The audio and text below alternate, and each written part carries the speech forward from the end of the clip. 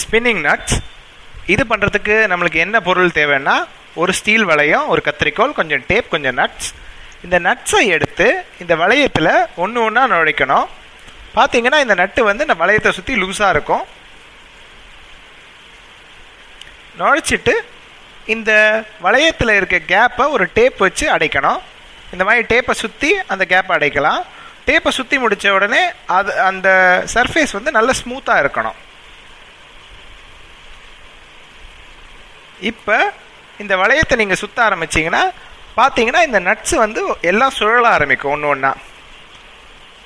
தெரியுதா உங்களுக்கு நட்ஸ் சுழல்றது? இப்போ இந்த டேப்பை எடுத்துகிட்டு நீங்கள் அந்த இடத்த வெல்ட் கூட பண்ணலாம். வெல்டிங் பண்ணிட்டு இந்த மாதிரி விட்டிங்கன்னா இப்போ நல்லா சுழலும்.